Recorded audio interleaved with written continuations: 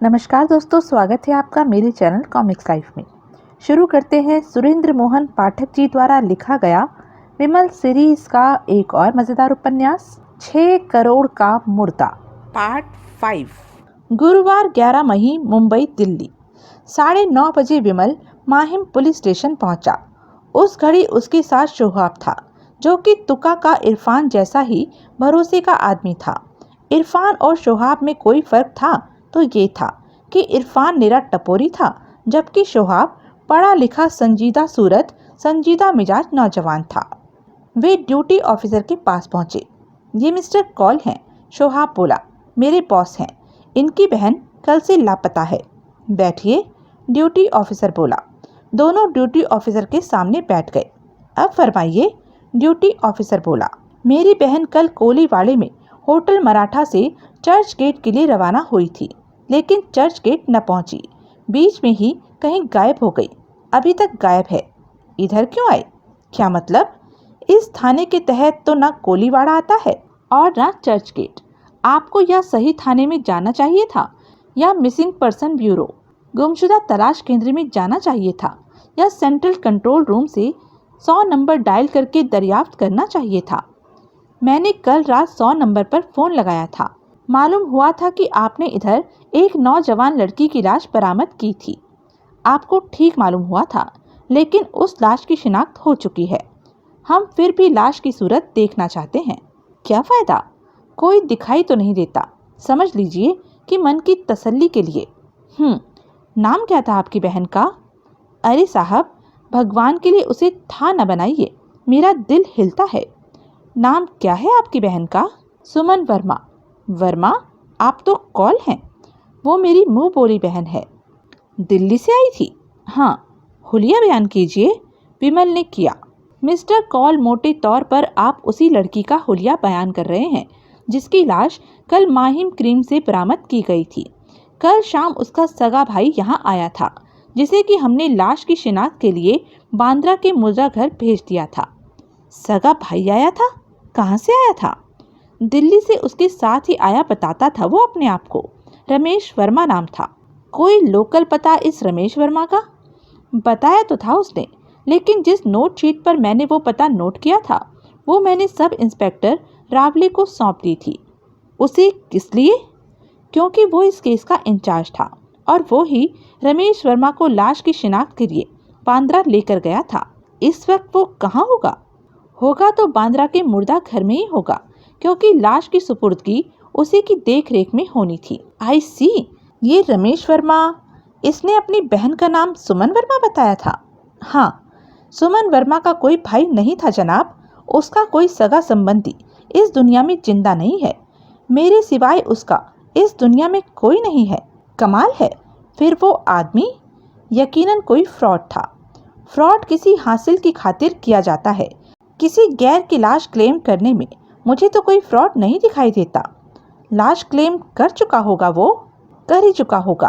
कल उसी sub inspector रावले के साथ बांद्रा के मुर्दा घर में भेजा गया था। अगर उसने लाश पहचानी होगी तो क्लेम भी की होगी। कल ही?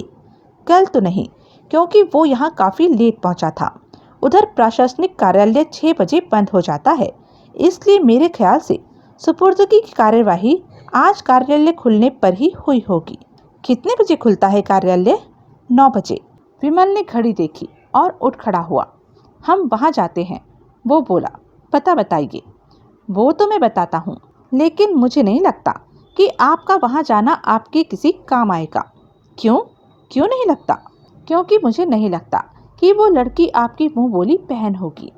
अगर उसका नाम सुमन वर्मा बताया गया है तो ये एक कॉमन नाम है, जो कि इत्तेफाक से 2 गुमशुदा लड़कियों का निकल आया है। इसी वजह से नाम के अलावा कोई बात नहीं मिलती। आप कहते हैं आपकी बहन कोलीवाड़े से चर्च गेट के लिए रवाना हुई थी, जबकि वो लड़की घाट कोपर से सायन अपनी किसी सहेली के पास गई थी, जहां उसने हेरोइन का इंजेक्शन लिया था और फिर नशे का तजुर्बा न होने की वजह से बेध्यानी में समुद्र में गिर गई थी और डूबकर मर गई थी।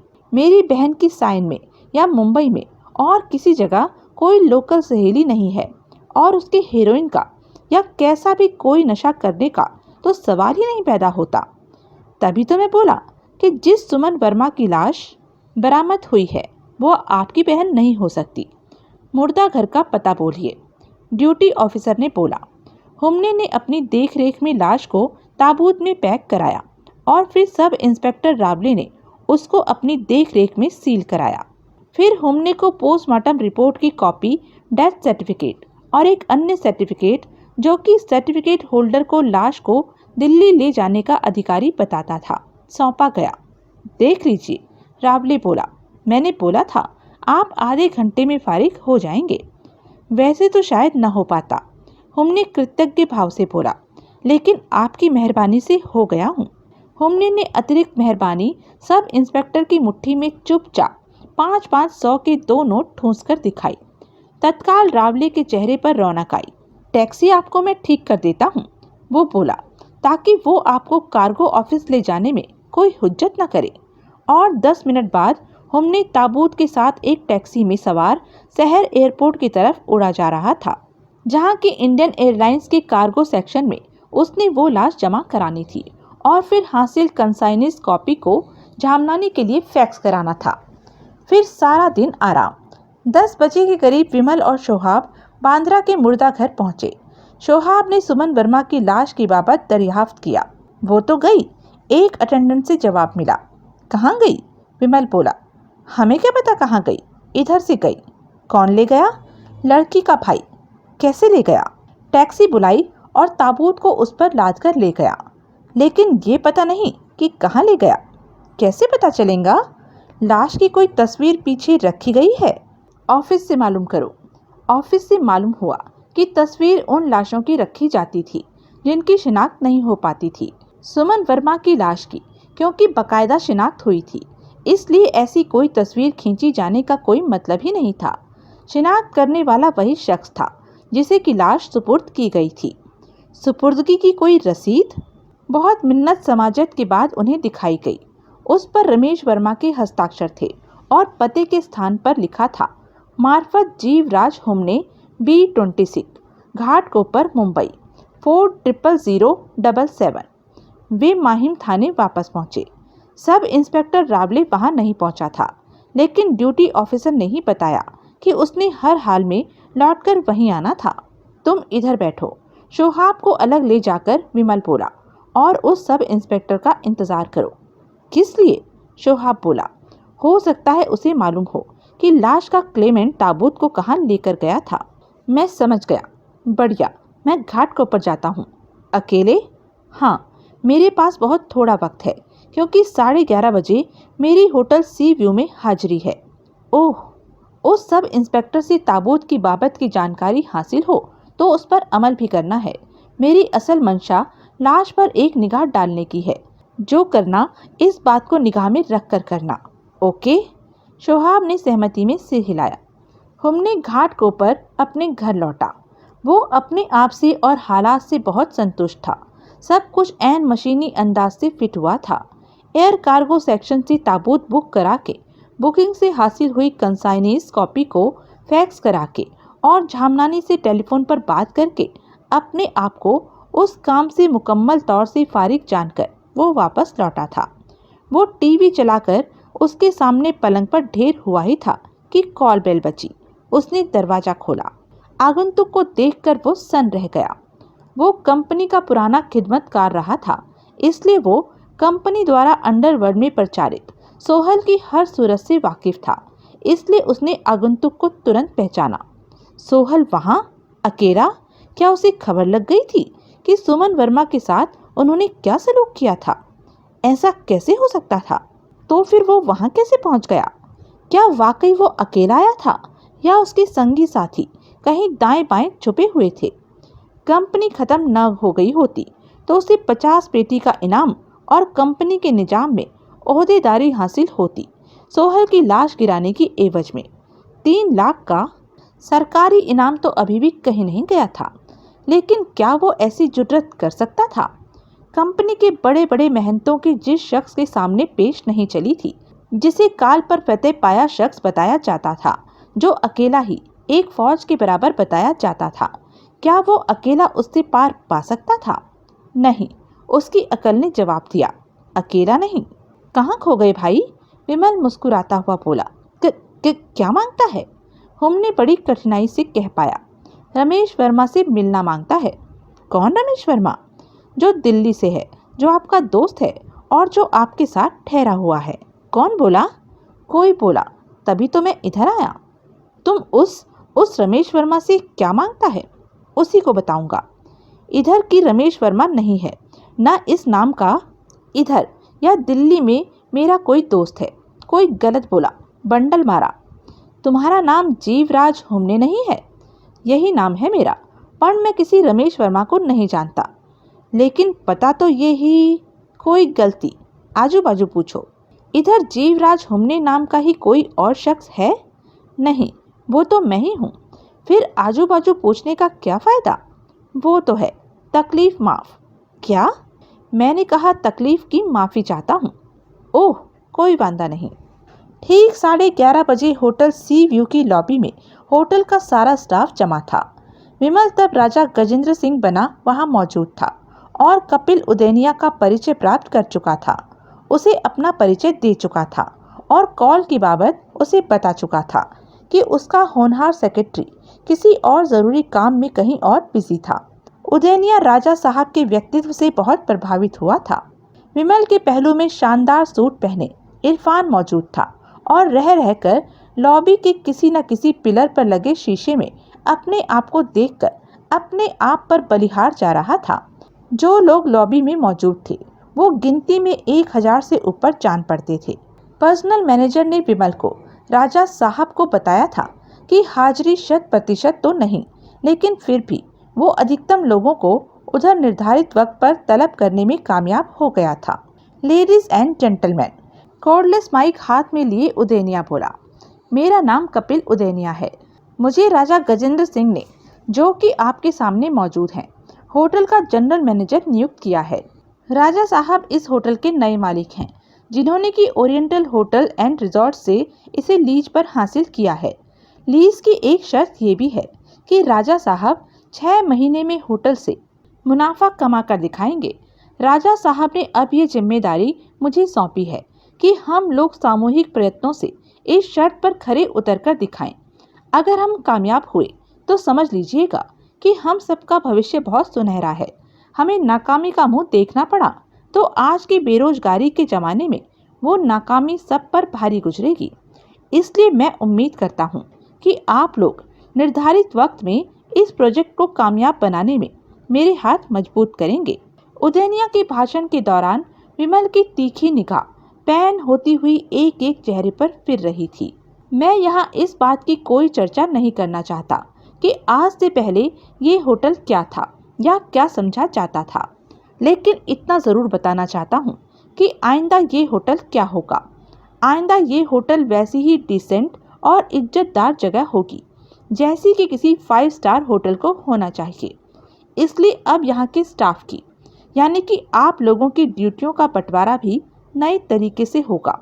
मुझे मालूम हुआ है कि यहाँ का कुछ स्टाफ नाम को ही होटल का मुलाजिम था, असल में वो कुछ और ही काम करता था।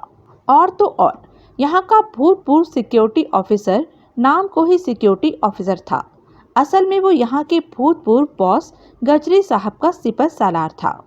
ऐसा यहाँ और भी ढेरों स्टाफ है जो तनख्वाह तो होटल से पाता था, लेकिन भूतपूर्व बॉस लोगों के लिए कारोबार कोई और ही चलाता था।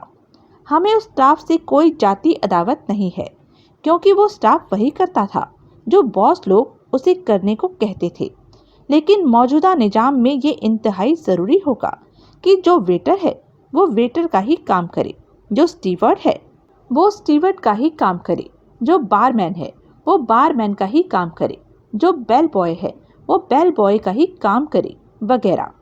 तभी यहाँ मौजूद हर योग्य आदमी अपनी योग्यता और क्षमता के मुताबिक सही और भरपूर काम कर सकेगा। जो स्टाफ इस कैटेगरीज में नहीं आता उनके लिए हमारे पास और योजना है, जिसका खुलासा अभी मैं थोड़ी देर बाद तब करूँगा जबकि दोनों किस्म का स्टाफ अलग अलग मेरे सामने मौजूद होगा। उदेनिया एक क्षण ठिठका और फिर बोला, अब मैं आप लोगों से दरख्वास्त करता हूँ कि जनाब बेहजरीन में से जो लोग कंपनी के काम करते थे वो बाईं ओर हो जाएं और जो लोग अपना शुमार होटल के क्वालिफाइड स्टाफ में मानते हैं वो दाईं ओर हो जाएं। कोई 250 आदमी हुजूम में से हटकर बाईं तरफ हुए। 10-15 लोग ऐसे थे जो कि कंफ्यूजन में थे, इसलिए वो कभी दाएं जाते थे तो कभी बाएं। आखिरकार सब सेटल हुए। वो एकाएक विमल इरफान की बाह थामता हुआ बोला, वो काली पतलून और नीली कमीज वाला जो कमीज के नीचे गोल गले की काली टी शर्ट भी पहने है, वो कल रात ताज की टैक्सी पार्किंग में मेरे 5 हमलावारों में से एक था। चौकस पहचाना बाप? इरफान बोला। हाँ, यही था वो, अपने ही साथी की तलवार के वार से जिसकी हेलमेट सिर से उतरकर गिर गई थी। मैं थामूं इसे? अभी नहीं, इधर नहीं, पहले मालूम कर कि ये कौन है और गजरे के निजाम में इसकी कोई हैसियत थी या ये मामूली प्यादा ही था। ये आदमी बजाते खुद मेरे खून का प्यासा नहीं हो सकता। क्यों भला? होता तो इधर मौजूद न होता। समझता होगा कि तू इसे नहीं पहचाना था। हो सकता है, या हो सकता है कि मेरी उम्मीद से ज़्यादा दीदा दिलेर हो। बाप, फिर तो ये बजाते खुद भी तेरे खून का प्यासा हो सकता है। नहीं हो सकता। फिर भी नहीं? नहीं। क्यों? क्योंकि इसको मेरी मौत से कुछ हासिल नहीं होने वाला। सोहर की लाश गिराने पर ऊंचे ओहदे का इनाम, इकराम का वादा करने वाले तो सब जहन्नुम रसीद हो गए। अब ये क्यों मेरे पीछे पड़ेगा, वो भी मुझे मार डालने के लिए? मुझे गिरफ्तार करा के 3 लाख रुपए का सरकारी इनाम हासिल करने का तमन्ना ही होता तो कोई और बात थी। बाप, हमला तो ये तेरे पर किया, 2 बार किया, पहले मेरीन ड्राइव पर और कल उधर ताज पैलेस की टैक्सी पार्किंग में। कोई तो वजह होगी बाप। वो वजह ही तो जानना जरूरी है, वरना इन घात लगा के किए जाने वाले हमलों का सिलसिला तो तब तक चलता रहेगा जब तक कि ये कामयाब नहीं हो जाएंगे। तू इसके पीछे लग और पता कर कि ये कौन है और किसकी सोहबत में है। कुछ ना पता चला तो तब इसे थामेंगे और इसी से पूछेंगे। ये बताएगा? अब ये होटल हमारा है और यहाँ की बदनाम बेसमेंट भी हमारी है। ये कंपनी का आदमी है। बेसमेंट क्यों बदनाम है, इस बात से ये ना वाकिफ न होगा। मियाँ, मेरा यकीन जान, ये कितना ही बड़ा सूरमा क्यों ना हो, बेसमेंट में ये ले जाने के ख्याल से ही देख लेना इसके प्राण कांप जाएंगे। तो अभी इसके पीछे ही लग, लेकिन अकेला नहीं। मैं समझ गया बाप। तत्काल इरफान उससे परे सरक गया। जो लोग बाईं ओर खड़े हैं, उदैनिया कह रहा था, पर्सनल मैनेजर साहब अभी उन सबके नाम नोट करेंगे। मुझे अफसोस के साथ कहना पड़ता है कि अब इन लोगों के लिए होटल में जगह नहीं है। ऐसे स्टाफ को 1 महीने का नोटिस या 1 महीने की तनख्वाह देकर डिसमिस करने का प्रावधान है। लेकिन राजा साहब बहुत दयानतदार आदमी हैं, इसलिए सबको 6-6 महीने की तनख्वाह के बराबर की रकम दी जाएगी। हमें कबूल नहीं। बाईं ओर के हुजूम में से कोई बोला, जिसे ये पेशकश कबूल नहीं होगी वो यहाँ से सीधा जेल में पहुँचेगा। पुलिस उन नॉन क्रिमिनल्स और हिस्ट्री शीटर्स को गिरफ्तार करके बहुत खुश होगी जो कि कंपनी के जेरे साया होटल सी व्यू को अपनी पनाहगार बनाए हुए थे। अब बोलो, किसे ये पेशकश कबूल नहीं? कोई आवाज न आई। उदैनिया के लिए विमल का मन गहन प्रशंसा से भर उठा। उसने साबित कर दिखाया था कि खामखा ही होटल बिजनेस में उसका बड़ा नाम नहीं था। काबिले तारीफ चतुराई और दानिशमंदी से उसने गेहूं अलग कर दिया था और भूसा अलग कर दिया था। बदहवास हमने ब्रजवासी की हाजिरी भर रहा था। तूने ठीक पहचाना? ब्रजवासी बोला। हाँ बाप, हमने बोला, वो खरा सोहल था। फिर भी तूने उसे निकल जाने दिया, वहीं खत्म ना कर दिया उसे? मैं अकेला क्या कर सकता था बाप? अरे वो भी तो अकेला था। बाप, तुम इधर नवा है, तुम्हें को नहीं मालूम कि वो क्या बला है। उसका अकेला होना और मेरा अकेला होना एक ही बात नहीं है। बेवकूफ़, खामखा उसके रौब से थर्राया जा रहा है। खामखा इतना अच्छा मौका हाथ से निकल जाने दिया। जिस एक शख्स की हस्ती मिटाने की खातिर इतना खून खराबा किया जा रहा है, उसे सामने पाकर भी कुछ न किया। लानत।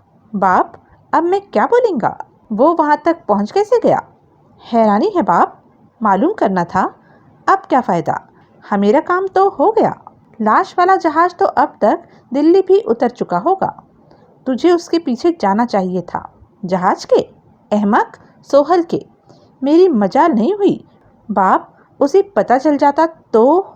यानी कि औरतों के लिए ही सूरमा है। अब क्या बोलेगा बाप? चुप ही कर, इसी में तेरी भलाई है। बाप, इतना सुनहरा मौका हाथ से निकल जाने दिया। सोहल ना हुआ, हवा हो गया, जिसके सामने पड़ते ही तेरी सिट्टी पिट्टी गुम हो गई। पण बाप, दफा हो। शोहाब होटल सी व्यू पहुंचा। मुझे वो सब इंस्पेक्टर आपके जाते ही मिल गया था, उसने विमल को बताया। उससे बात होते ही मैं गोली की तरह एयरपोर्ट पहुंचा था, लेकिन कोई फायदा नहीं हुआ था। इंडियन एयरलाइंस की वो फ्लाइट जिससे ताबूत बुक था, मेरे सामने उड़ गई थी। अब तक तो वो प्लेन दिल्ली पहुंच भी चुका होगा।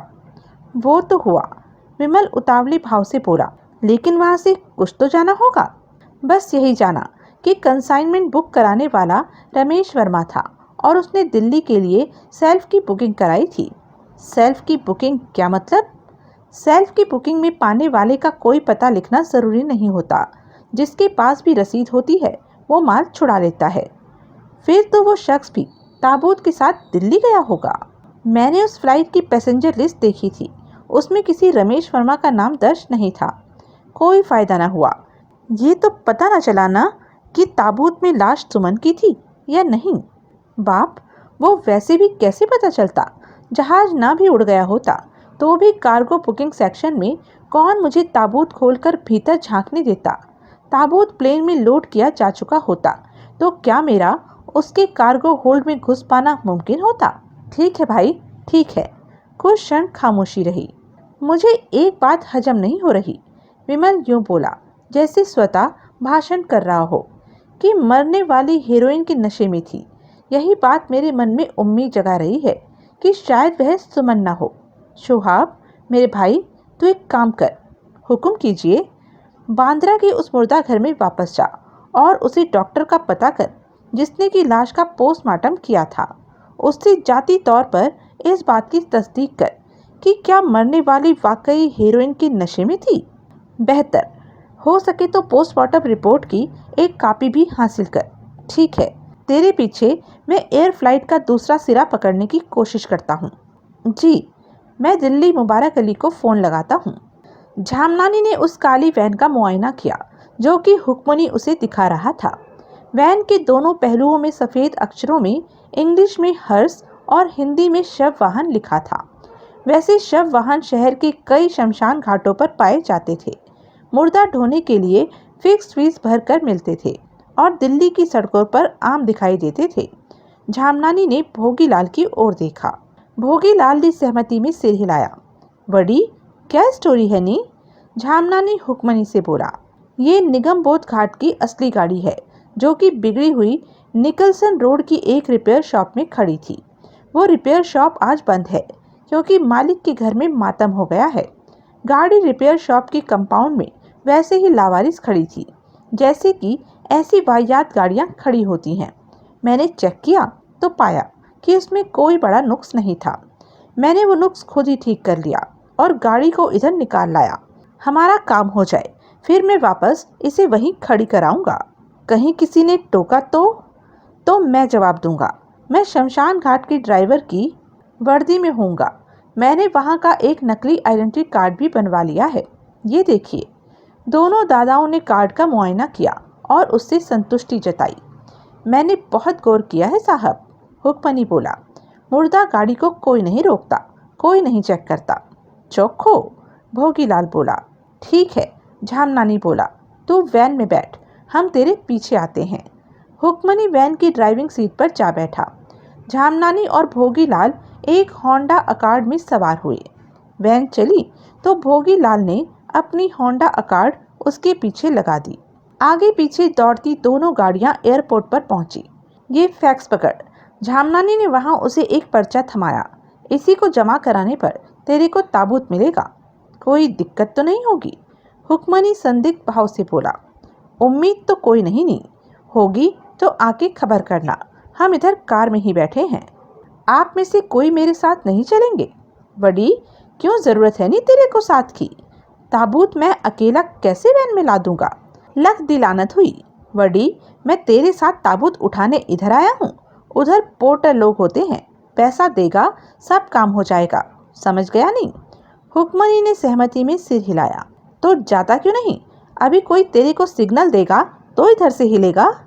हुक्मनी वैन को आगे बढ़ा ले गया। उसने कार्गो सेक्शन वाली इमारत के करीब वैन रोकी और भीतर डिलीवरी काउंटर पर पहुंचा। डिलीवरी में कतई कोई दिक्कत न आई।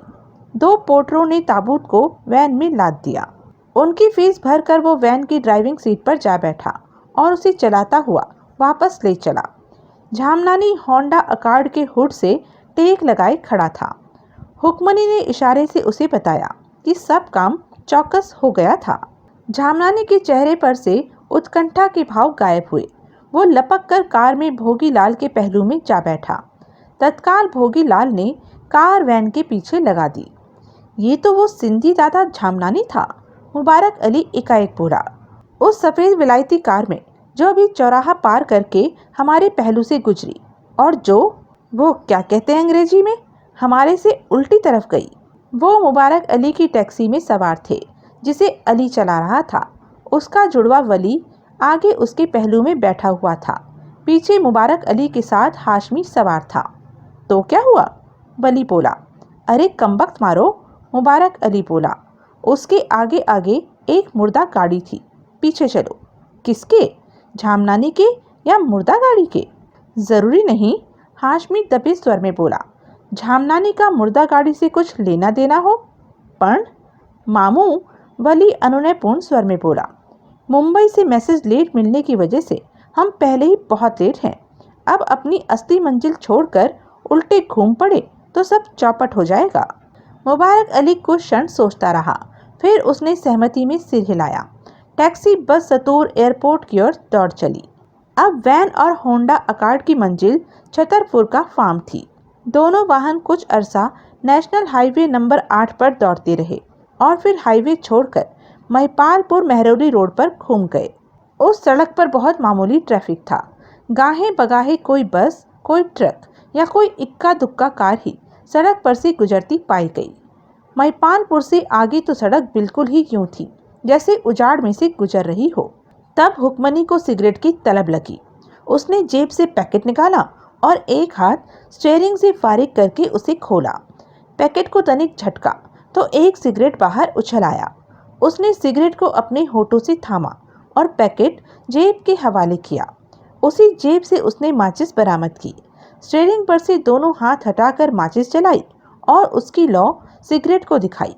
सिगरेट सुलगा चुकने के बाद जब उसने सिर उठाकर सामने सड़क पर झांका तो उसके प्राण कांप गए। सामने सड़क में झोल था और उस पर 2 ट्रकों के बराबर का रेलवे कंटेनर ट्रक उसकी तरफ आ रहा था। आतंकित भाव से उसने जोर से ब्रेक लगाई और वैन को कंटेनर ट्रक की चपेट में आने से बचाने के लिए वैन को तेजी से बाएं काटा। यूं वैन कंटेनर ट्रक से टकराने से तो बच गई, लेकिन एक पहिया सड़क के नीचे कच्चे में उतर जाने की वजह से डामाडोल हुई। किसी पत्थर से अगला पहिया टकराया और फिर वैन उसके कंट्रोल से निकल गई। उसके हाथ से स्टीयरिंग छूट गया और वो एक धड़ाम की आवाज़ के साथ अपने एक पहलू के बल एक गहरी खड्ड में जाकर गिरी। उसका सिर डैशबोर्ड से टकराया और ऐसा झंझनाया कि उसकी आंखें बंद हो गई। लेकिन जल्दी ही उसने आंखें खोली और कांपते कराहते अपना मुआयना किया।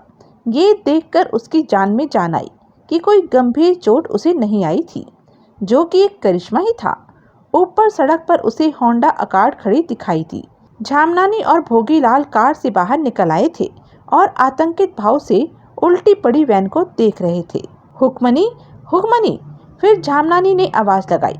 कर्मा मारे, वड़ी किधर है? नी है भी या नहीं? जिंदा है या मर गया? हुक्मनी ने वैन का दरवाज़ा खोला और कांपता कराहता किसी तरह से आड़ा तिरछा होकर उसमें से बाहर निकला। मैं ठीक हूँ साहब, वो हाँफता सा बोला। वड़ी लानत है नहीं तेरे ठीक होने पर। अरे तेरे पर झूले लाल की मार, ये क्या कर दिया तूने? क्या कर दिया? पीछे देख कमबख्त। तब हुक्मनी को दिखाई दिया कि वैन के खड्ड में गिरने के धक्के से वैन का पिछला दरवाज़ा खुल गया था। उसमें से ताबूत बाहर निकलकर टूट गया था और लाश ताबूत में से आधी बाहर अटकी पड़ी दिखाई दे रही थी। ताबूत की स्थिति ऐसी थी कि वो 1/3 वैन के नीचे दबा हुआ था। हे भगवान! आतंक के अतिरेक में हुक्मनी के मुंह से अपने आप ही निकल गया, दिन दहाड़े? अरे गोली लगे तेरे को कमीने, भोगीलाल बोला। गाड़ी चला रहा था कि भीतर डांस कर रहा था? अरे कर्मा मारे, झामनानी कल्पा, अब ताबूत को वैन के नीचे से निकाल और लाश को किसी तरीके से कार में लाद। हुक्मनी ने वैन के परले पहलू में जाकर ताबूत को उसके नीचे से खींचने की नीयत से उसे अभी थामा ही था कि वैन जोर से हिली। वो घबराकर पीछे हट गया। वड़ी, क्या हुआ नी? ताबूत क्यों फंसा हुआ है? हुक्मनी परेशान स्वर में बोला। कि मैंने इसे खींचा तो वैन मेरे ऊपर आ पड़ेगी। लख दिलानत सिंधी भाई, भोगीलाल बोला। जो करना है जल्दी कर। आते जाते लोगों में से एक ने भी गाड़ी रोकी तो देखते देखते इधर भीड़ लग जाएगी। वड़ी, मैं क्या करूँ नी? लाश का काम हो गया, लाश को क्यों कलप रिया है? उसे गोली मार और अपना माल निकाल। वड़ी, एकदम ठीक बोला नी, मैं ही चढ़िया हो गया था। तेरी गाड़ी में कोई बोरा, कोई बड़ा झोला या कोई बड़ा बैग वैग है? तिरपाल है। कहाँ है? पीछे डिक्की में है। पीछे जाके डिक्की खोल और तिरपाल निकाल। फिर झामनानी खुद नीचे खड्ड में उतरा। उसने वैन के डैशबोर्ड के खाने में हाथ डाला तो वहां पड़े औजारों में उसे एक चाकू दिखाई दिया। उसने चाकू वहां से उठाकर जबरन हुक्मनी को थमाया और बोला, चल शुरू करनी? तो क्या? हुक्मनी हड़बड़ाकर बोला। वड़ी, लाश के टांके काट, और क्या नहीं? मैं? हुक्मनी घबराकर एक कदम पीछे हट गया। जल्दी कर कर्मा मारे, नहीं तो गोली मार दूंगा। कांपते हाथों से हुक्मनी ने टांके काटने शुरू किए। भोगीलाल ने झामनानी की तरफ तिरपाल उछाली। झामनानी ने तिरपाल लपकी और उसे यूं व्यवस्थित किया कि उसने एक बोरी की शक्ल अख्तियार कर ली। वड़ी, सांप लड़ गया नहीं? वो कल्पा, अब भीतर से माल क्यों नहीं निकालता? आंखें मीचे हुक्मनी ने सामने से खुल चुकी लाश के भीतर हाथ डाला और हेरोइन की थैलियां झामनानी को थमानी शुरू कर दी। झामनानी उन्हें तिरपाल के टेम्पररी बोरे में डालने लगा। वड़ी, जल्दी करनी? हुक्मनी तेजी से हाथ चलाने लगा। वड़ी, सब माल निकल आया नहीं? हुक्मनी ने बड़े यत्न से आंखें खोलकर लाश के भीतर झांका और फिर फंसे कंठ से बोला, हाँ, तो आके तिरपाल पकड़ और उसे ले जाके कार में रख। हुक्मनी ने तिरपाल थामी और गिरता पड़ता खड्ड से ऊपर सड़क पर पहुंचा। झामनानी वैन के करीब पहुंचा। उसने उसके डीजल के टैंक का ढक्कन खोला तो डीजल बाहर बहने लगा। बहते डीजल में उसने अपना रुमाल भिगाया और उससे अलग हटा। फिर वो ऊपर कार के करीब पहुंचा। क्या मर्जी है? भोगीलाल धीरे से बोला। क्रियाक्रम की मर्जी है नी, झामनानी बोला। और क्या मर्जी होगी? बात भोगीलाल की समझ में आई तो वो प्रशंसात्मक स्वर में बोला, सिंधी भाई, बहुत कमबख्त दिमाग दिया है नीली छतरी वाले ने तने। अब माचिस तो देनी। भोगीलाल ने उसे लाइटर थमाया। झामनानी ने रुमाल का गोला सा बनाया और फिर उसे लाइटर की लौ छुआकर वैन की तरफ उछाल दिया। रास्ते में ही आग का गोला बन चुका रुमाल जब बहते डीजल पर जाकर गिरा तो डीजल तत्काल धधका। वो सब कार में सवार हो गए। जब तक कार वहां से रवाना हुई तब तक वैन पीछे धू धू करके जल रही थी। एसीपी प्राण सक्सेना थाने की इमारत की अपनी पहली मंजिल के ऑफिस से बाहर निकला तो हवलदार तरसेम लाल ने उठकर जोर से उसे सैल्यूट मारा। उस वक्त शाम के 7 बजे थे और एसीपी वाले फ्लोर पर सन्नाटा था। खुद वो वहां इसलिए मौजूद था क्योंकि अभी एसीपी नहीं उठा था। वो बाहर का रास्ता पकड़ते एसीपी के पीछे पीछे गलियारे में चलने लगा। वैसे ही चलता वो नीचे कंपाउंड में एसीपी की गाड़ी तक पहुंचा। एसीपी के ड्राइवर ने लपक कर पीछे का दरवाजा खोला। एसीपी भीतर बैठ गया तो मुस्तैदी से उसे बंद किया और वापस ड्राइविंग सीट पर जा बैठा। गाड़ी के वहां से हिलते ही तरसेम लाल ने फिर ठोक कर सैल्यूट मारा। गाड़ी वहां से रुखसत हो गई। गया, वो मन ही मन बोला, अब मैं कमाता हूँ 5000 कलदार। लापरवाही से चलता वो वापस पहली मंजिल पर पहुंचा जहां की एसीपी के ऑफिस की बत्तियां वगैरह बंद करके उसने उसे ताला लगाना था। वो भीतर दाखिल हुआ। उस रोज उसने एसीपी को न आती बार ब्रीफकेस थामे देखा था और न जाती बार। बढ़िया, यानी कि फाइल ऑफिस में ही होगी। ऑफिस में होगी तो या टेबल पर होगी या साइड रैक पर होगी, क्योंकि वो जानता था कि एसीपी फाइलों को मेज के दराजों में नहीं रखता था। उनमें वो अपना ही इतना निजी सामान भर के रखता था कि फाइल जैसी चीज के लिए उसमें जगह ही नहीं होती थी। फिर उसी साइड रैक पर पड़ा एसीपी का चमड़े का ब्रीफकेस दिखाई दिया। फाइल वो ब्रीफकेस में बंद कर गया हो सकता था। तो क्या हुआ? ब्रीफकेस में नंबरों वाला ताला था और उसे मालूम था कि वो किस नंबर से खुलता था। उसने कितनी ही बार एसीपी को ताले के अंकों की 3 कतारों को 007 पर लाकर ताला खोलते देखा था। मेज के करीब पहुंचकर उसने सामने निगाह दौड़ाई तो फाइल उसे कहीं दिखाई न दी, यानी कि ब्रीफकेस में थी। कोई बात नहीं, अभी निकालता हूँ।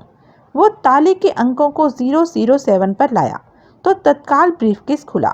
उसने उसका ढक्कन उठाकर भीतर झांका तो फाइल को ऊपर ही मौजूद पाया। फाइल पर काले मार्कर से मोटे मोटे अक्षरों में मायाराम बाबा लिखा साफ दिखाई दे रहा था। बढ़िया।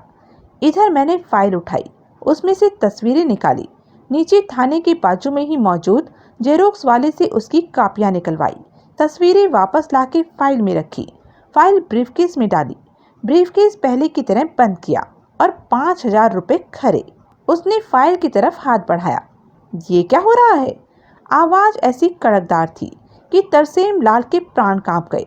उसने घूमकर वापस देखा तो पीछे सब इंस्पेक्टर जनक राज को खड़े पाया। ये क्या कर रहा है? जनक राज उसे घूरता हुआ बोला। कुछ नहीं, तरसेम लाल हकलाता सा बोला। साहब का ब्रीफकेस खुला रह गया था, उसे बंद कर रहा था। झूठ बोलता है, ब्रीफकेस खुला नहीं रह गया था, उसे तूने खोला था और अभी तू उसमें से फाइल निकालने लगा था। कौन सी फाइल? कमीने, तुझे पता है कौन सी फाइल? गाली मत दीजिए साहब, लेकिन तुझे ये नहीं पता कि जिस चीज की तुझे तलाश है वो उस फाइल में नहीं है। क्या? अब ब्रीफकेस खोल ही लिया है तो खुद देख। क्या आप मुझ पर बेजा इल्जाम लगा रहे हैं साहब?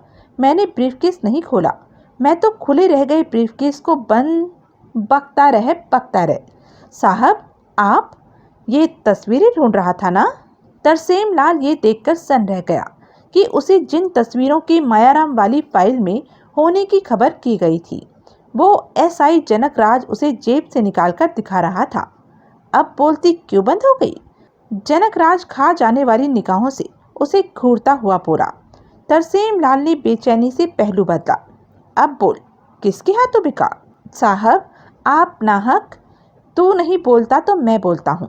क्या इंस्पेक्टर देवीलाल ने कहा तुझे ये काम करने के लिए, या शायद खुद झामनानी ने? हे भगवान, ये कमीना तो बहुत कुछ जानता था।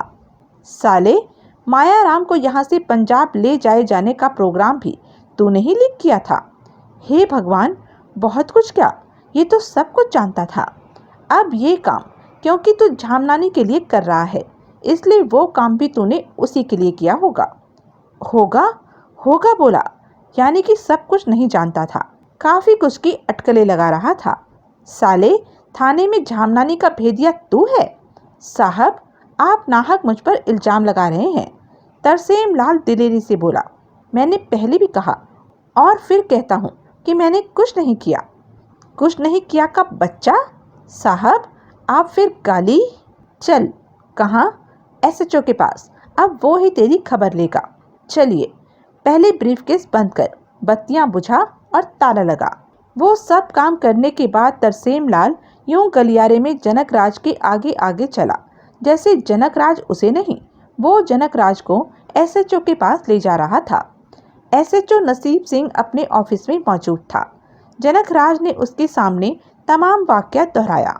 नसीब सिंह ने घूरकर हवलदार की तरफ देखा, जैसा कि उससे अपेक्षित था। तरसेम लाल पूरी ढिठाई के साथ न केवल हर बात से मुकर गया, बल्कि जोर जोर से बोलता हुआ जनक राज पर तोहमत लगाने लगा कि वो उसे खामखा हलकान कर रहा था। ठीक है, नसीब सिंह बोला, जा। मैं ऐसे नहीं जाने का साहब। तब तरसेम लाल और शेर हो गया। पहले कहिए कि आपको मेरी बात पर विश्वास है। कहा। नसीब सिंह बड़े सब्र के साथ बोला, मुझे तेरी बात पर विश्वास है। जनक राज को जरूर तेरी बाबत कोई गलत फहमी हुई, अब घर पहुंच बीवी इंतज़ार कर रही होगी।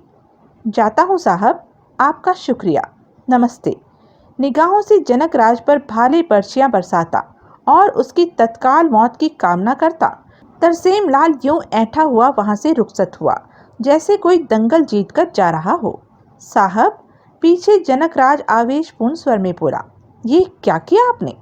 बैठ भाई। लेकिन, अरे बैठ तो सही। जनक राज धम से एक कुर्सी पर बैठा और बोला, साहब मेरे से लिखवा लीजिए कि ये ही वो भेदिया है जो। भैया, मुझे तेरी बात पर पूरा यकीन है, फिर भी आपने उसे यूं चले जाने दिया? और क्या करता? देखा नहीं था कैसे दीदे फाड़ रहा था और उल्टे तेरे पर इल्जाम लगा रहा था। वो तो उसने करना ही था, लेकिन उसकी डंडा परेड तो नहीं हो सकती थी ना। आखिर महकमे का आदमी है, हवलदार है। उसके साथ कोई जोर जबरदस्ती करने का नतीजा ये होता कि हम लाइन हाजिर होते और वो हमारे पर हंस रहा होता। साहब, मैंने अपनी आंखों से उसे एसीपी साहब का ब्रीफकेस खोलते देखा था। और साबित कर सकता है? जनक राज हड़बड़ाया। तू कहता है उसने ऐसा किया, वो कहता है उसने ऐसा नहीं किया। मैं अंग्रेज थाना अध्यक्ष होता तो कहता कि it is your word against his word. समझा कुछ? जनक राज ने सहमति में सिर हिलाया। सर। फिर एकाएक वो बोला, हाँ, परसों रात की एक बात है जो कि मैंने आपको नहीं बताई थी। वो बात अब सुनिए।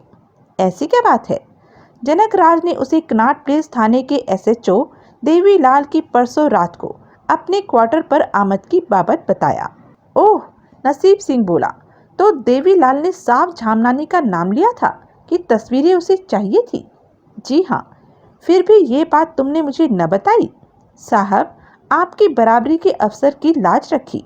अब तो हमें बड़ा मजबूत इशारा मिल रहा है कि झामनानी ही वो शख्स है जो तमाम खटराग फैला रहा है या फैलवा रहा है।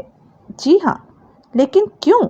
कोई तो वजह होगी, ज़रूर होगी, और वो वजह हम जान के रहेंगे। कैसे? जैसे को तैसा वाले तरीके से। हम भी झामनानी का कोई आदमी फोड़ने की जुगत भिड़ाएंगे और फिर उसी से कुबुलवाएंगे कि ये सिंधी दादा किस फिराक में है। ओह, सोहल तो हमारे हाथ से निकल गया। हम झामनानी को ही काबू में कर सके तो जनक राज हमें बहुत यश मिल सकता है। वो तो बात की बात है साहब। अब वो कमीना हवलदार तरसेम लाल तो मेरे मुंह पर जूता मार गया ना। अरे मेरे भाई, तू ये ना समझ कि मैंने उसे छोड़ दिया है। मैंने उसे सिर्फ ढील दी है ताकि वो लापरवाह हो जाए। मुझे पूरा यकीन है कि हमारे बीच ये ही वो भेदिया है जिसकी वजह से मायाराम के साथ इतनी बड़ी वारदात हुई। अब देखना, मैं भी इसकी वर्दी उतरवा के रहूंगा। कैसे? जनक राज उत्सुक भाव से बोला। नसीब सिंह ने बताया। शोहाब होटल सी व्यू वापस लौटा। क्या जाना? विमल उत्सुक भाव से बोला। बहुत कुछ जाना सर। शोहाब बोला। सर, मरने वाली वो लड़की सुमन थी या नहीं थी, इस बात की तस्दीक का अभी भी कोई जरिया सामने नहीं है, लेकिन एक बात पक्के तौर पर साबित हो गई है। क्या? उस लड़की का कत्ल हुआ था। क्या? उसको बेहोश करके समंदर में जबरन डुबोकर मारा गया था। कैसे? कैसे जाना? पोस्टमार्टम वाले डॉक्टर से बात करके जाना। वो कहता है कि लाश में हेरोइन के अलावा और ड्रग्स के भी अवशेष पाए गए थे। और ड्रग्स? जी हाँ, एक का नाम स्कोपोलामाइन है और दूसरे का फिनोथायाजीन है। इन दो ड्रग्स का कॉम्बिनेशन किसी को इस हद तक निढाल और बेजान बना सकता है कि उसके असर क्या किया और न ये पता चलता है कि खुद उसके साथ क्या बीती, और जो उस लड़की के साथ बीती वो ये बीती कि उसे जबरन पानी में डुबोकर मारा गया। हेरोइन उसके जिस्म में इसलिए पहुंचाई गई ताकि ये समझा जाता कि वो नशे की हालत में लापरवाह होकर डूब मरी थी। इस ड्रग्स का जिक्र पोस्टमार्टम रिपोर्ट में है? नहीं। क्यों? पुलिस ने गैर जरूरी समझा। डॉक्टर कहता है कि पुलिस कहती थी कि इससे केस खामखा पेचीदा होता। कमाल है, अपना काम घटाने की और केस को सिंपल रखने की नीयत से पुलिस ने डॉक्टर की रिपोर्ट के इस पहलू को नजरअंदाज कर दिया।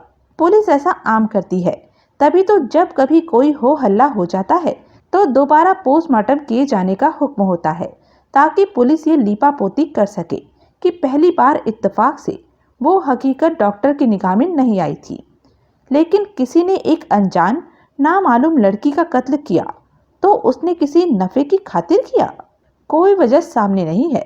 डॉक्टर कहता है कि इसलिए उसने पुलिस की बात मान ली थी और उन 2 ड्रग्स की लाश में मौजूदगी को नजरअंदाज कर दिया था। अगर वो मरने वाली सुमन थी तो क्यों किसी ने उसकी लाश को उसका फर्जी सगे वाला बन के क्लेम किया? सर, अगर वो भाई रमेश वर्मा फर्जी था तो लाश का कोई रोल होना चाहिए। तो हमें ये तस्लीम करके चलना पड़ेगा कि उसे लाश बनाया ही उसके किसी खास रोल को मद्देनजर रख कर गया था। अगर भाई जेनुइन था तो फिर लाश सुमन वर्मा की नहीं थी। पता नहीं क्या गोरखधंधा है, मेरा तो दिमाग भन्ना गया। दूसरे सिरे से अभी कोई खबर नहीं आई लाश की बाबत? नहीं, 2 बार फोन लगा चुका हूँ। अपने टैक्सी स्टैंड पर ना मुबारक अली है और ना उसकी टैक्सी है। तभी इरफान वहां पहुंचा।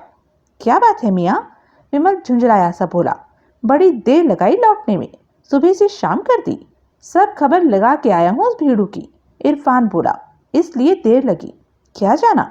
बोलेगा बाप, पहले एक खास खबर सुन जो मैं होटल की मीटिंग की अफरा तफरी में तेरे को सुना नहीं पाया। तो मेरे को आनन फानन उस भीड़ू के पीछे भेज दिया तो तब भी मैं। खबर क्या है? तुका आ रहा है। अरे कब? आज ही रात 10 बजे एयरपोर्ट पर पहुंचेगा। एकदम चौकस, एकदम फिट। कैसे मालूम? चिट्ठी आई उसका मेरे नाम, मेरे घर के पते पर। आज ही मिला। लिखा है वो वागले के साथ BOAC की फ्लाइट नंबर 465 से आ रहा है, जो कि रात 10 बजे शहर हवाई अड्डे पर पहुंचेगी।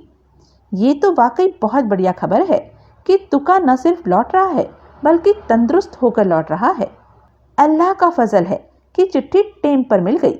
एक दिन लेट मिली होती तो सोच बाप कि कितना बुरा होता।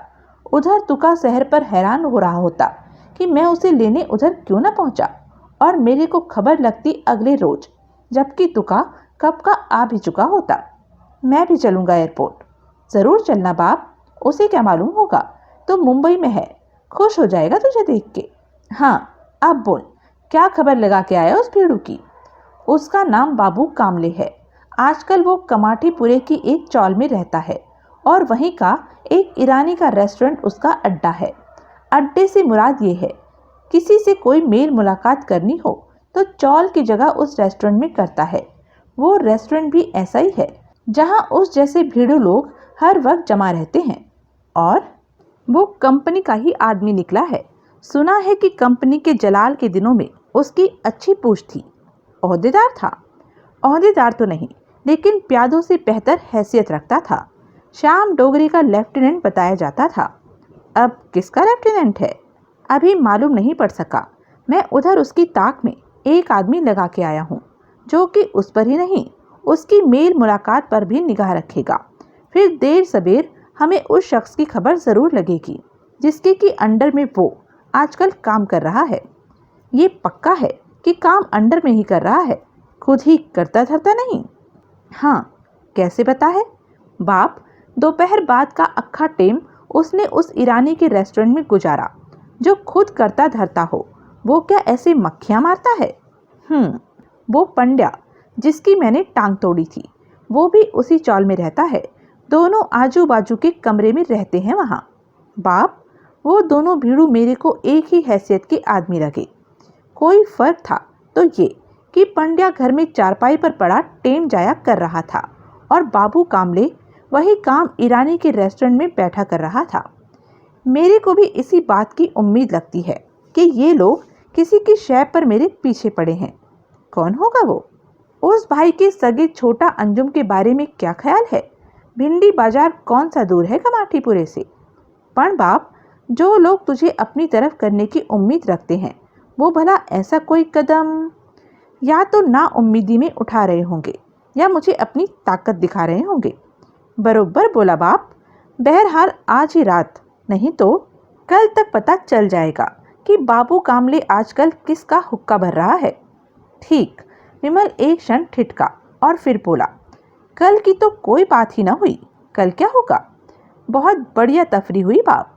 इरफान खींचे निपोड़ता हुआ बोला, जन्नता का नज़ारा हो गया। क्यों शोहाब?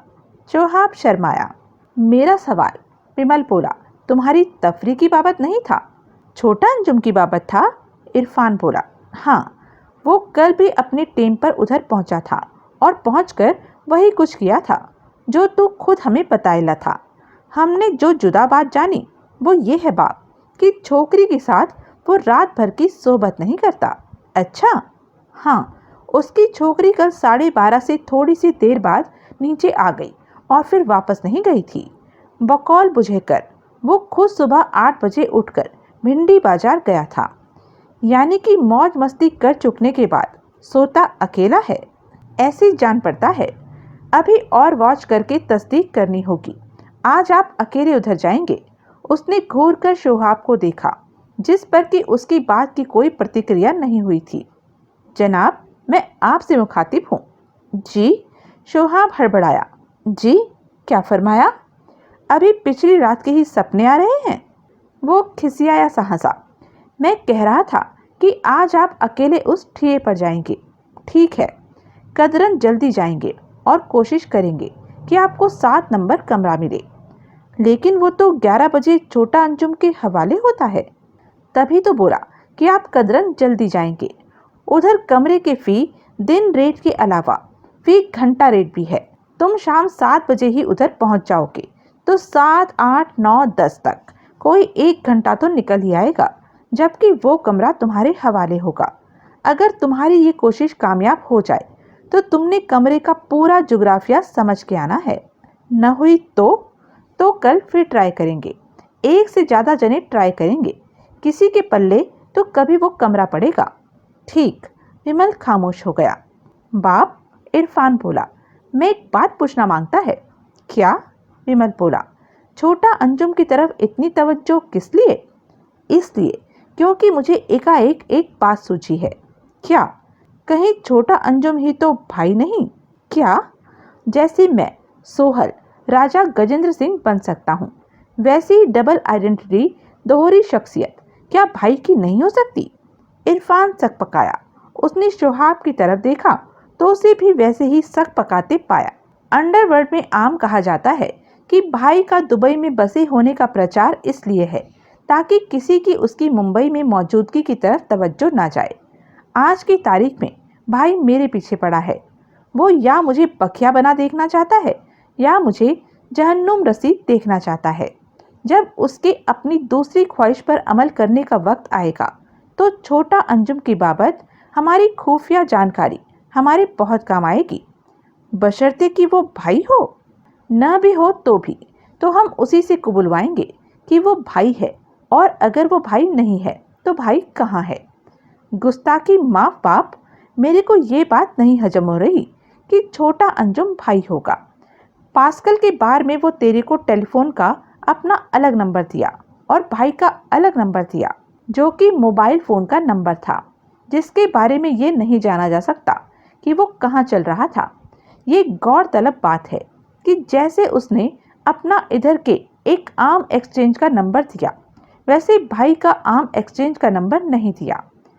तेरा मतलब है कि भिंडी बाजार वाले नंबर पर भी वो ही बोलेगा और मोबाइल पर भी वो ही बोलेगा? हो सकता है एक ही आवाज़ 2 जगह सुनाई देगी तो आवाज़ बदल लेना कोई बहुत बड़ा कारनामा नहीं है। एक ही वक्त दोनों फ़ोन बजाए जाएं तो वो एक बार जवाब दे देगा, दूसरे को बजने देगा। हम उसे मजबूर तो नहीं कर सकते कि वो दोनों कॉल इकट्ठी रिसीव करे। बाप, लोग बाग ये तो कहते हैं कि भाई इधर ही पाया जाता है, लेकिन साथ में ये भी कहते हैं कि भाई की तरह ही पाया जाता है, अपने ही लेफ्टिनेंट छोटा अंजुम की तरह नहीं। ये कहीं गजट में छपा है कि छोटा अंजुम करके कोई शख्स भाई का लेफ्टिनेंट है? नहीं, पर लोग बाग भाई की शक्ल पहचानते हैं। अगर छोटा अंजुम भाई होता तो कोई तो कहता कि वो छोटा अंजुम नहीं, भाई था। अगर छोटा अंजुम सिर्फ मेरे लिए ही वजूद में लाया गया है तो फिर क्यों कहता? क्या मतलब? अरे भाई जब दुनिया को दिखाई दे तो भाई है, मुझे दिखाई दे तो छोटा अंजुम है। ओह, मेरे से मुलाकात खत्म, छोटा अंजुम का वजूद खत्म। ये ठीक कह रहे हैं, शोहाब बोला। यानी कि अब ये भी तफ्तीश का मुद्दा है। इरफान बोला, कि छोटा अंजुम भाई है या नहीं। हाँ, विमल बोला। बहरहाल छोटा अंजुम भाई हो या न हो, उसकी बाबत ज़्यादा से ज़्यादा जानकारी हमारे खूब काम आ सकती है। ठीक। बाप, सुमन बीबी की कोई खबर? मुंबई से तो है नहीं, दिल्ली से अभी तक कोई आई नहीं। मैं, विमल मेज पर पड़ा फ़ोन अपनी तरफ घसीटता हुआ बोला, मुबारक अली को फिर ट्राई करता हूँ। इस बार मुबारक अली से तत्काल संपर्क हुआ। क्या बात है मियाँ? विमल शिकायत भरे स्वर में बोला, तुम्हारी तो कोई खोज खबर ही नहीं है। क्या बोलेगा बाप? मुबारक अली की परेशान आवाज़ उसके कान में पड़ी। खोज की खबर लगे तो कुछ बोले ना, अभी तो भटक ही रहे हैं। क्या हुआ? तेरा वो क्या कहते हैं अंग्रेजी में, संदेशा मेरे को लेट मिला। मैं अली वली और हाशमी को लेकर फौरन हवा के अड्डे पर पहुंचा, पर लेट पहुंच। वो तेरी बताई फ्लाइट तो कब की उधर पहुंच चुकी थी। हाशमी हवाई सामान के महकमे में पता करने गया तो पता चला कि उधर उस फ्लाइट से मैयत वाला 3 ताबूत पहुंचा था, जो कि लोग बाग अपना अपना ले जा भी चुके थे। बाप, देर से पहुंचने की वजह से सब, वो क्या कहते हैं अंग्रेजी में, घपला हो गया। ओह, पर एक बात तेरे को बोलता है। क्या? मैं हवा के अड्डे की सड़क पर झामनानी को देखा। उससे क्या होता है, वो कहीं भी गया हो सकता है। एयरपोर्ट वाली सड़की पर उसके देखे जाने से तो ये साबित नहीं होता कि वो उस ताबूत को रिसीव करने के लिए एयरपोर्ट पर गया था। बाप, उसकी गाड़ी के आगे आगे मैं एक मुर्दा ढोने वाली गाड़ी को भी देखा। ज़रूरी तो नहीं कि वो मुर्दा गाड़ी उसके साथ हो, ज़रूरी तो नहीं, पर जब कुछ हाथ ना रहा हो तो गैर जरूरी पर भी, वो क्या कहते हैं अंग्रेजी में, करने में क्या वांदा होता है बाप? होता है। इतनी बड़े दिल्ली शहर में तू एक मुर्दा गाड़ी को कैसे तलाश कर सकता है? देर सबेर कर भी लेगा तो क्या गाड़ी का मुर्दा अभी उसके भीतर ही होगा? बरोबर बोला बाप। जो काम बिगड़ गया सो बिगड़ गया, अब तो छोड़ उसका पीछा। बाप, मेरे को अफसोस है कि खामखा जब मैं ही वक्त रहते तेरे तक संदेशा न पहुंचा सका, तो तेरी क्या गलती है काम बिगड़ने में? बाप, अगर इधर मैं भी वो ऑल इंडिया जेबी फ़ोन का इंतज़ाम करके रखे तो सोचेंगे इस बाबत। फ़िलहाल खुदा हाफिज। BOAC की फ़्लाइट नंबर 465 ठीक समय पर शहर एयरपोर्ट पर उतरी। वागले के साथ खुद चलकर तुकाराम अराइवल लाउंज भी पहुंचा। तुकाराम बहुत दुबला हो गया था, बहुत कमज़ोर हो गया था, लेकिन फिर भी तन कर चल रहा था। उसकी जिस टांग को गैंग्रीन की वजह से इधर काट दिए जाने की धमकी थी, वो उधर लंदन में लेज़र बीम से ऑपरेशन और मवाद सुखाने की नई टेक्नोलॉजी से अब ठीक हो गई थी। अलबत्ता उस टांग की वजह से अब उसकी चाल में हल्की सी लंगड़ाहट थी।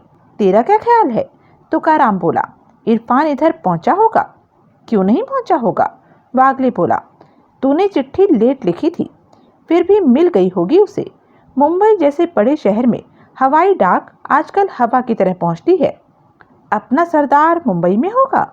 हो सकता है, नहीं होगा तो इरफान को खबर होगी, होगा तो भी खबर होगी कि किधर है। हाँ, गणपति से मेरी प्रार्थना है कि वो इधर ही हो। मैं उसे हैरान कर देना चाहता हूँ। मैं एकाएक उसके सामने जो खड़ा होना चाहता हूँ, अपने 2 पैरों पर। तुम्हारी प्रार्थना कबूल होगी। मैं तो हार गया था वागले, तकदीर के हवाले छोड़ भी चुका था अपने आप को, और चारपाई पर पड़ा बस मौत के आने का इंतज़ार कर रहा था, जबकि एक खुदाई फरिश्ते की तरह वो आया और मेरे मुर्दा जिस्म में जान फूंक गया। मुझ ना उम्मीद की उम्मीद जगा गया। तूने कभी सोचा था कि मैं कभी उठकर अपने पैरों पर खड़ा हो पाऊंगा? वागले ने इनकार में सिर हिलाया। लेकिन देख, करिश्मा हो गया। सरदार कहता था कि मैं अपने पैरों पर चलकर वापस लौटूंगा। देख ले, एन ऐसा ही हुआ है। सरदार बहुत खुश होगा। अगर वो मुंबई में हुआ तो हम आज ही उससे मिलेंगे। ज़रूर। तब तक वो अराइवल लाउंज से बाहर निकल आए थे। इरफान कहीं दिखाई दे रहा है? तुकाराम ने पूछा। अभी नहीं, भीड़ है, यहीं कहीं होगा, दिख जाएगा। मेरा मतलब है आया होगा तो। ज़रूर आया होगा। तभी 2 व्यक्ति उनके पास पहुँचे। आप तुकाराम हैं? एक बोला। आप वागले हैं? हाँ, वागले बोला। क्या मांगता है? आप BOAC की फ़्लाइट नंबर 465 से उतरे हैं, जो लंदन से आई है? दूसरा बोला। क्या मांगता है? वागले बोला। मेरा नाम हुमने है। पहला बोला। ये मेरा जोड़ीदार कोली है। हमें इरफान ने भेजा है। हम आपके लिए गाड़ी लाए हैं। किस लिए? आपको घर ले जाने के लिए। किसके घर? आपके घर, चैम्बूर। वागले ने तुकाराम की तरफ देखा। इरफान खुद क्यों नहीं आया? तुकाराम उन्हें घूरता हुआ बोला। आ सकता होता तो वो ही आता। क्या मतलब? वो अस्पताल में है, उसे गोली लगी है। अरे क्या हुआ? बस हो गया कुछ। कौन से अस्पताल में है वो? मलाड के सरकारी अस्पताल में। वागले जाके अस्पताल फोन लगा। उसकी क्या ज़रूरत है? हमने जल्दी से बोला। आप चाहें तो हम आपको आपके घर चैम्बूर ले जाने की जगह मलाड ले चलते हैं। देखेंगे, अभी बाजू में रुक। पण वागले, मैं क्या बोला तेरे को? वागले ने सहमति में सिर हिलाया। उसने टेलीफोन बूथों की दिशा में कदम बढ़ाया ही था कि ठिठक गया। उसकी निगाह उसी क्षण मॉर्की में आकर रुकी एक एम्बुलेंस पर पड़ी। एम्बुलेंस के उसकी तरफ वाले पहलू पर बड़े बड़े शब्दों में लिखा था, doctor Deshmukh nursing homes, Colaba, Mumbai. उसके देखते देखते दो व्यक्ति एम्बुलेंस से बाहर निकले। दोनों के हाथ में लकड़ी पर टंगे बोर्ड थे। एक पर इंग्लिश में लिखा था, paging for mister Tukaram and mister Wagle from BOAC flight number 465। दूसरे बोर्ड पर वही इबारत मराठी में अंकित थी। वागले की तुकाराम से निगाह मिली। तुकाराम ने सहमति में सिर हिलाया।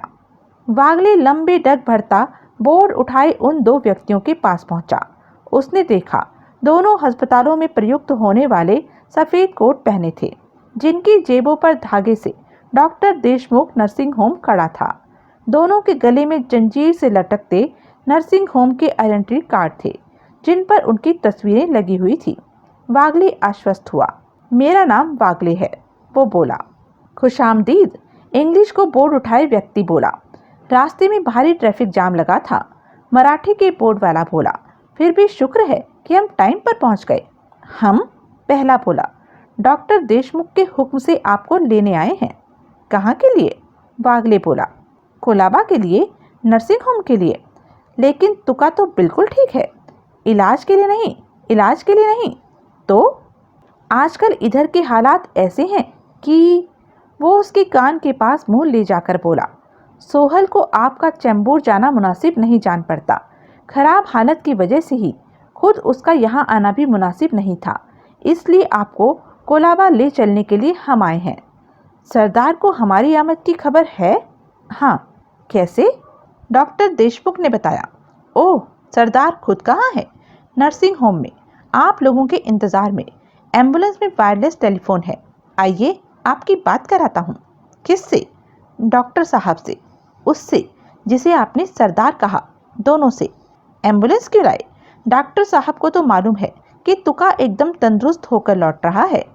इधर पार्किंग पर पाबंदी है, लेकिन वो पाबंदी एम्बुलेंस के लिए नहीं है, इसलिए।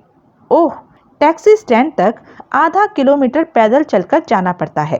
एम्बुलेंस तो आप देख रहे हैं कि ऐन आपके सामने खड़ी है। वागले ने घूमकर पीछे देखा तो पाया कि तुकाराम अकेला खड़ा था। मैं अभी आया, वो बोला। वो लंबे डग भरता वापस तुकाराम के करीब पहुंचा। वो कहाँ गए? उसने पूछा। चले गए, तुकाराम बोला। बोले अभी आते हैं। आएंगे? तेरा क्या ख्याल है? वागले ने इनकार में सिर हिलाया। ठीक, तुकाराम बोला। इतनी मुद्दत बाद वापस मुंबई में कदम रखते ही सबूत मिल गया कि हम पाप की नगरी में वापस लौट आए हैं, जो कि हमारी गैर हाजिरी में जरा नहीं बदली। हाँ, उन्हें हमारी वापसी की कैसे खबर थी? इरफान से कुबुलवाया होगा। मुझे इरफान की फिक्र। वागले ने चिंतापूर्ण भाव से सहमति में सिर हिलाया और फिर अपना और तुकाराम का सूटकेस संभालता हुआ बोला। आओ। कहाँ? वागले ने बताया। बढ़िया, तुकाराम बोला और वागले के साथ हो गया। दोनों एम्बुलेंस के करीब पहुंचे तो आगे ड्राइवर के पहलू में बैठे एक व्यक्ति ने, जो कि पहले दो व्यक्तियों जैसी ही अस्पताल की यूनिफॉर्म पहने था, लपक कर एम्बुलेंस का पिछला दरवाजा खोला। तुकाराम और वागले से उनके सूटकेस लेकर पहले दो व्यक्तियों ने उन्हें भीतर रखा और फिर तुकाराम को भीतर चढ़ने में उसकी मदद की। फिर वागले भीतर सवार हुआ। तभी एक टैक्सी एम्बुलेंस के पीछे आकर रुकी। वागले के पीछे पहले 2 व्यक्ति भीतर सवार हुए तो तीसरे व्यक्ति ने पीछे का दरवाजा बंद किया और जाकर आगे ड्राइवर के पहलू में बैठ गया। अरे, टैक्सी में विक्टर के पहलू में बैठे इरफान के मुंह से निकला, ये तो वागले था। एम्बुलेंस सड़क पर लुढ़क चली। टैक्सी में पीछे बैठा विमल चौंका। कहाँ? वो बोला। उस एम्बुलेंस में जो अभी अभी यहाँ से रवाना हुई। तुका भी था?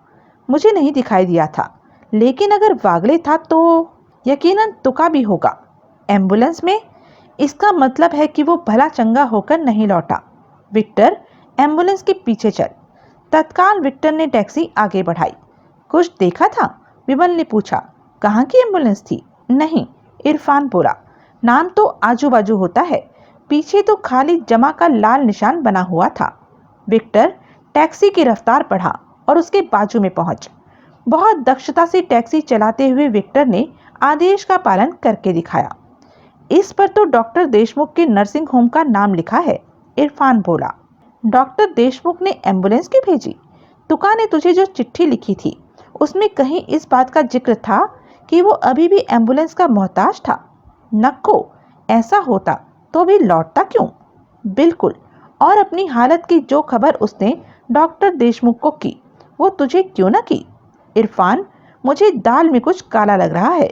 इस एम्बुलेंस में कोई भेद है।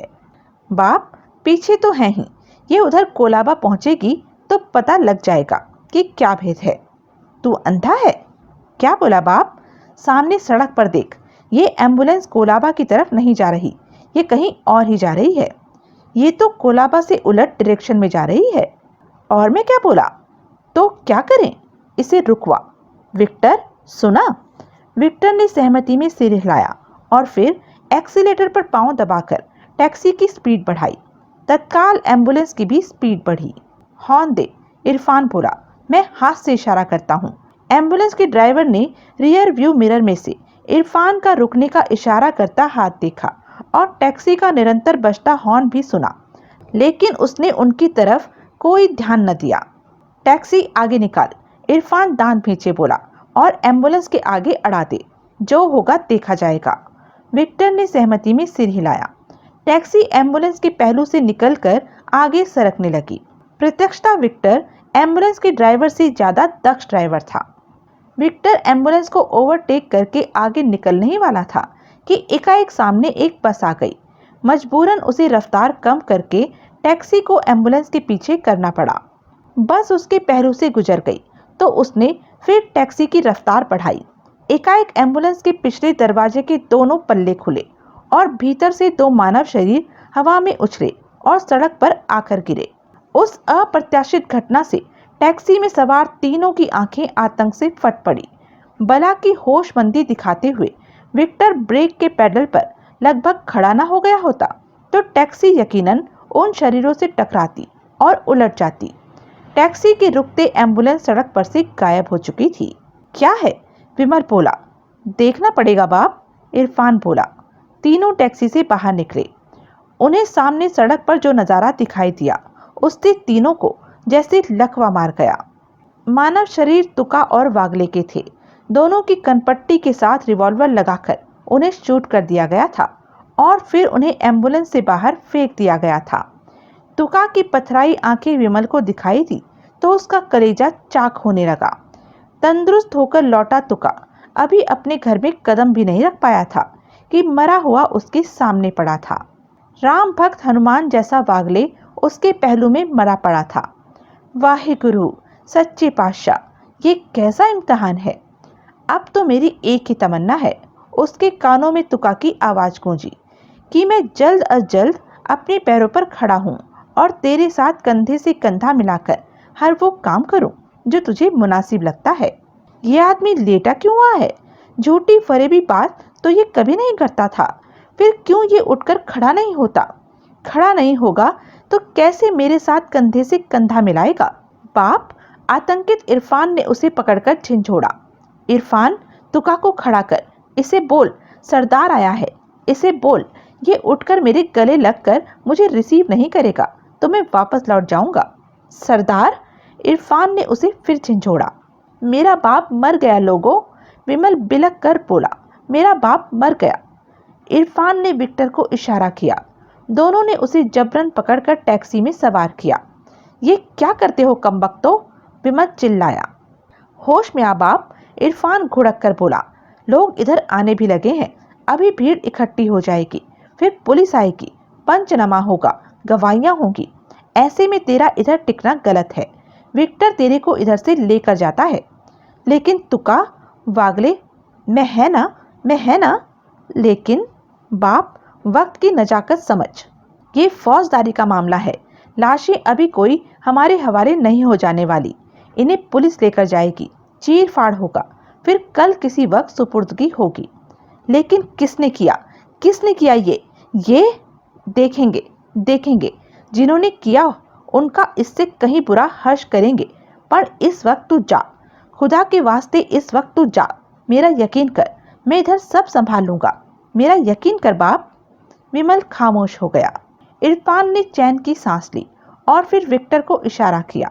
विक्टर ने तत्काल टैक्सी वहां से दौड़ा दी। तो यह थी अब तक की कहानी। आगे की कहानी जानने के लिए बने रहें मेरे साथ। और हाँ, मेरे चैनल को लाइक, शेयर और सब्सक्राइब करना ना भूलें। और कमेंट करके ज़रूर बताएं कि यह वीडियो आपको कैसा लगा। धन्यवाद।